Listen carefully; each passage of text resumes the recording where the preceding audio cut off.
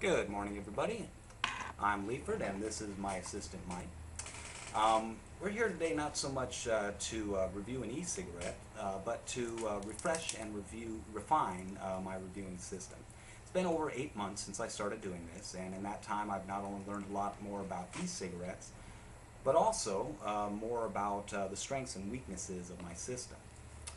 Um, in particular, I found that having 6 categories and first averaging 2 of them into an atomizer score and 2 of them into a battery score, then averaging them again, was not only overly complex, but it had the effect of diluting, washing out the strengths of an e-cigarette in any one category. So I wanted to reduce that to no more than 5 categories, and I wanted to make sure that they were all performance-based, thus eliminating the appearance category, which it really didn't need to be rated on a 1 to 5 scale in retrospect, and the build quality category or aspect of that combined category, because the build quality just hasn't turned out to be an issue often enough really to need a measurement. So eliminating those 2, and I also wanted to add in a category which I really should have had from the beginning. It was a glaring oversight on my part, and I'm kind of surprised nobody ever called me on it. And that is cartridge life. Although I covered cartridge life, it wasn't included in the overall score, and it should have been. So with those modifications, my 5 performance measurements now are vapor production, ease of draw, battery life, cartridge life, and the 5th category is a little broader than I was hoping for, but it is reliability and ease of use. Had to combine something in order to make it fit within 5 categories. Reliability and ease of use will primarily be based on the switch performance. However, it will also include any other miscellaneous thing like an atomizer that needs a lot of warming up, or an LED that isn't easily visible to the user.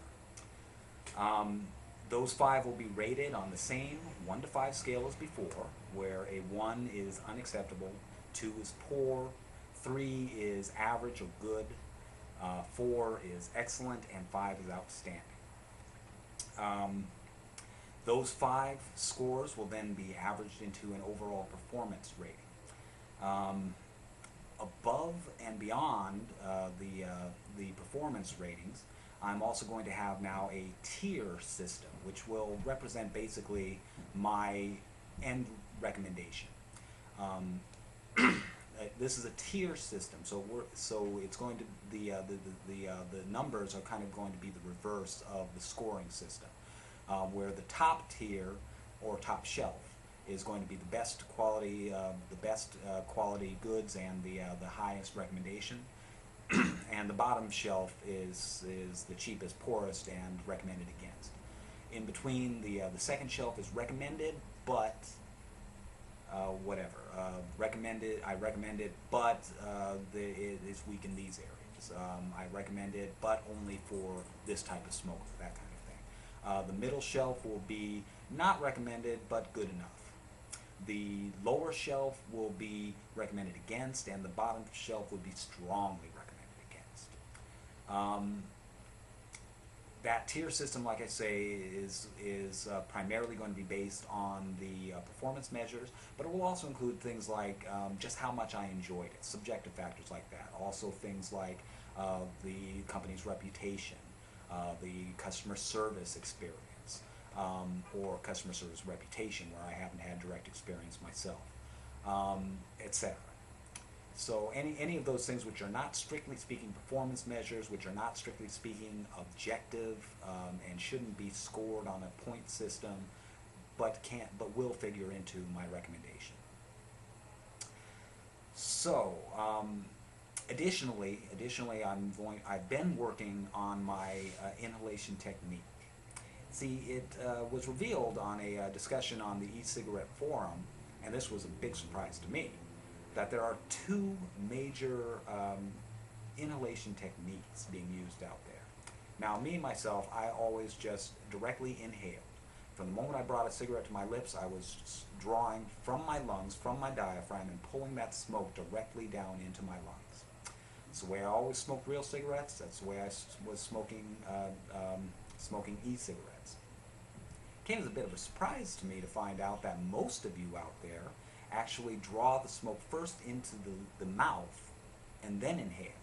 So you're drawing it using the suction from your mouth, your cheeks, your lips, and collecting it there and then drawing it down into the lungs. According to the poll that I conducted, that's the majority of you out there by a good 2 to 1. Not a scientific poll, but it does show that there is certainly another technique out there besides the one that I had been using, and I need to start taking that into account and consideration when doing my evaluations and when doing my demos. So I will be evaluating it using both techniques, and I will be demonstrating on video both techniques. I think many of you out there, especially those who made comments about the length of my inhalations, will get a bit more use out, find the demonstrations that I make to be a bit more useful now that I'm trying both techniques. Also, as a personal note, in my own use, I have to admit I've been converted. I am now mostly mostly mouth inhaling rather than direct inhaling for my own when I'm doing my own personal e-smoking. So you got to convert those of you who are on the mouth puffing side. And I've also found that will be changing some of my impressions that I'd had on certain e-cigarettes, especially those with a harder draw that I didn't find very useful with direct inhaling. With mouth inhaling, they actually become quite good to use, I find. And some of those that had extremely easy draws, 5s, that are great for direct inhaling, they don't work actually so well for mouth puffing. So that's something I'm going to be considering in my evaluations, my recommendations, and that I will be trying to demonstrate both techniques. Also, I wanted to mention throat kick. That's something I haven't been paying a lot of attention to before. Once I started learning the mouth puffing inhalation technique, though, the throat kick started to stand out quite a bit more. When you direct inhale, there's always a lot of throat kick. And that's why I had associated throat kick with harshness. Now that I'm mouth puffing, though, I find that there are a great deal of difference between different e-cigarettes on the kind of throat kick that they deliver. That all gets washed out in the throat kick from direct inhaling. So that's something else. I'm still very new at judging throat kick. So while I will be taking it into consideration, I will be mentioning it during my demos, I'm not going to be assigning a firm score to it. I might give an example score on a 1 to 5 basis, but it's not going to be a firm score, and it will not average into the performance. At least not yet. Maybe in time, after I've been able to build up my mental database on that, maybe then I'll be able to start including it in the scores, and we'll have a 6th category. But for now, it'll just simply be something I will discuss and demo. So that's my new rating system. 5 categories: vapor production, ease of draw, battery life, cartridge life, reliability and ease of use, averaged into an overall performance score. And above that, my tier system, which will be reflective of my recommendation.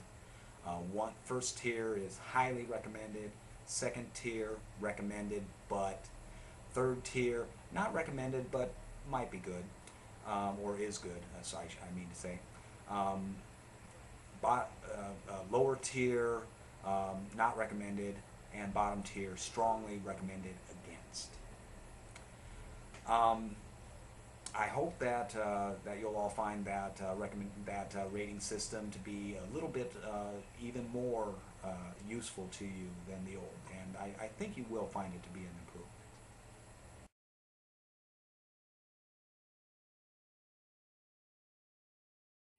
Well, take a pacifier. Thank you. Good.